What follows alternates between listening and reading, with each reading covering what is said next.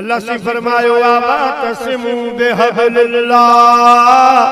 मुझी रस्सीअ खे मज़बूत झले वियो माण्हू सही तू पहिरियों दुनिया जो मुफस्सिर रईसुल मुफस्सिरीन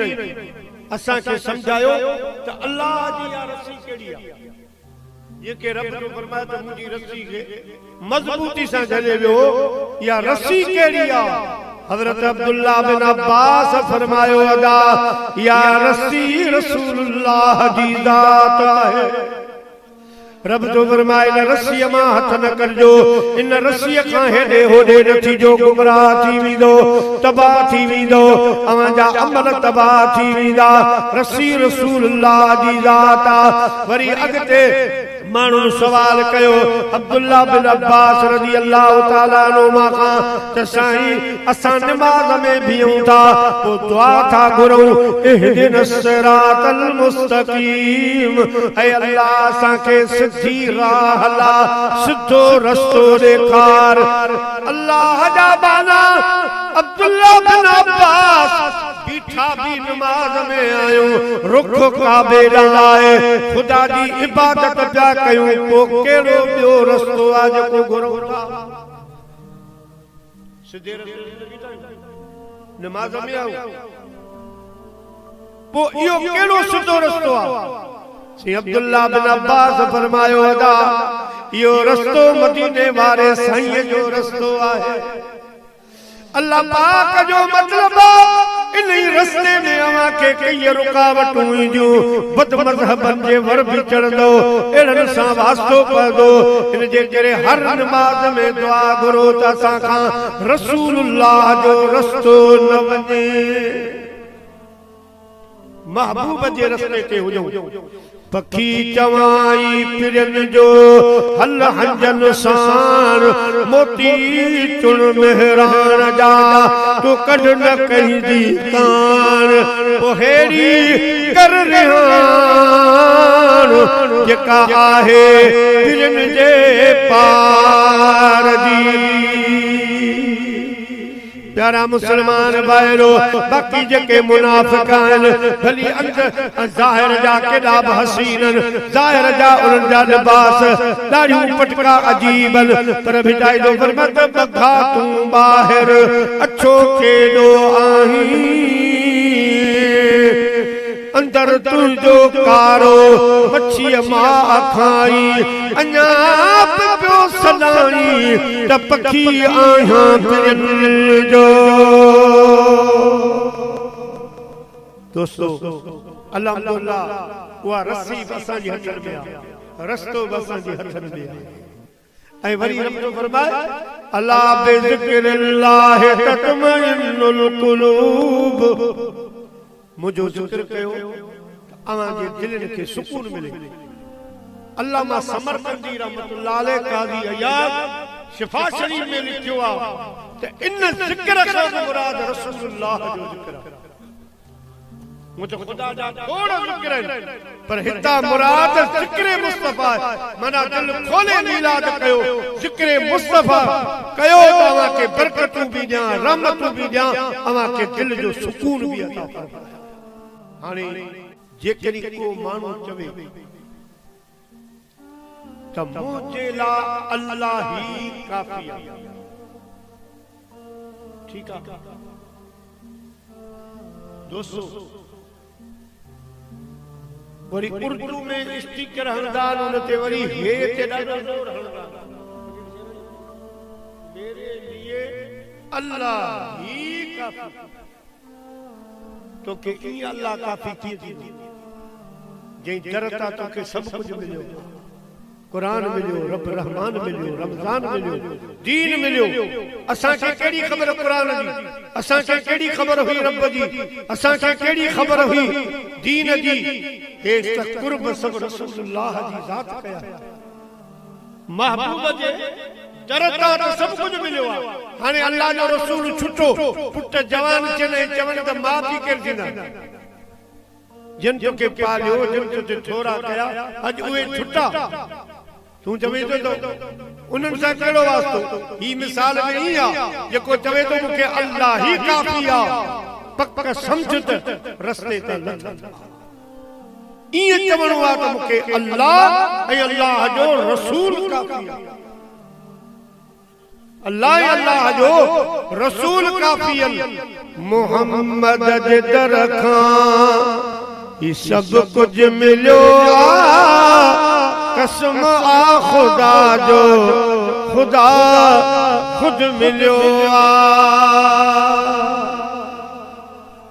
मुझा दोस्तों अल्लाह जो महबूब असां जे अमल ईमान जो एड्रेस आहे ॾिसो हज सॼो मक्के में थियो उम्रो बि सॼो मक्के में मदीने पाक में न उम्रे जो को रुकदार न हज ॿई शयूं मक्के में मदीने जे साईं फरमायो मता कई मुल्ले मौलवी जे चक्कर में अची वञी तोखे चवनि त हज उम्रो मक्के में आ हाणे मदीने वञी तुंहिंजी मर्ज़ी न वञी तुंहिंजी मर्ज़ी मुझे हबीब फरमायो हाजी उम्रे वारा जे कदी तू असा दे ना आए असा जो को नुकसान कोन थींदो पर तो जुल्म कयो तोखे इया खबर आ तो उम्रो ऐं हज थींदो मक्के में आ पर याद रखजा कबूलियत जो ठपो मदीने लगंदो आहे सुभान अल्लाह कबूलियत जो ठपो मदीने में लगंदो आहे तो दोस्तों असा जो ईमान आ त असा के अल्लाह अल्लाह जो रसूल का के असा के सब कुछ दिनो मुझा प्यारा मुसलमान भाईरो नबी पाक सल्लल्लाहु अलैहि वसल्लम ज़ोहर की नमाज मदीने में पढ़ाई इमाम हसन हुसैन रदी अल्लाह ताला अनुमा बई सुखन के चीरींदा साहबन के चोरी बाद हटो असा के पंहिंजे नाने से मिलण जो साहबा अदीब हा पुठी थी रहे शहजादा गुजरी वनी शहजादा व्यात जिते महबूब जो मुसल्लो सजदे जी जाए उते बई रही सजदी जाए हाने साहबा करम सोचन था तो सजदो की थी अल्लाह जे महबूब अल्लाह अकबर चई अरे पंहिंजे गोदन मुबारक के हथ कोन रखया के खणी हेना व्यार पाण से अरे इयो जे के मंदर अजो को मुनाफिक उते कोई मुनाफिक होयो ही छाए शहजादा इला नमाज में हेडो पर खुदा जी नमाज वरी अल्लाह जा मोहम्मद सजदे में विया त बई शहजादा साईं जो कुनन जो सवाल हाने सजदे में मथो कयो मथे न उचा हालांकि रुकू को या जामा फर्ज रुकन साईं उची सजदे में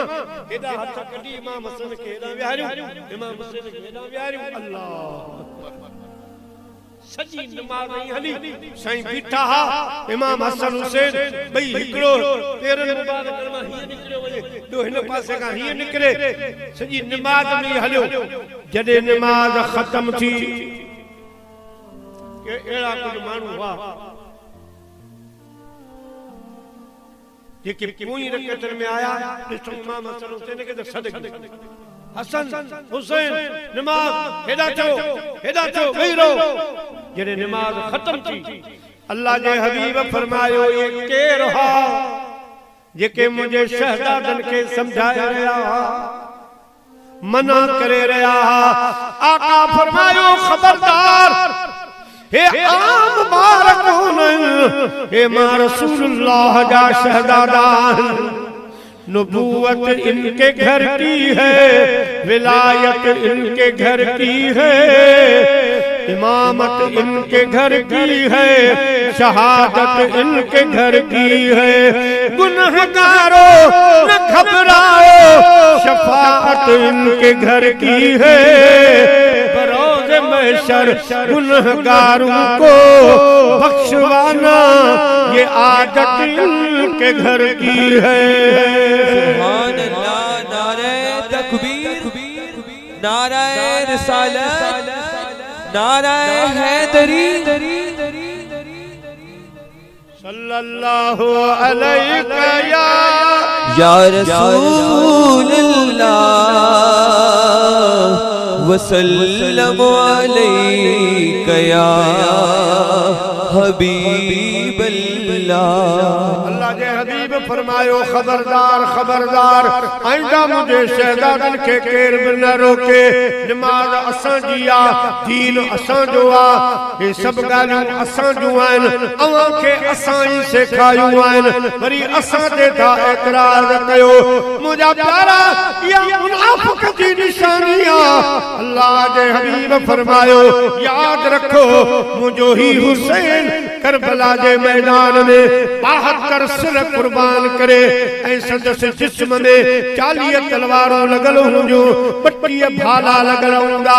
350 जे लॻभॻ तीरनि जा सुराख़ हूंदा, पर जॾहिं आज़ान ईंदी हिकिड़ो ई सजदो करे मुंहिंजी उम्मत जा सभई सजदा उकारे पार कंदो। सुभान अल्लाह सुभान अल्लाह।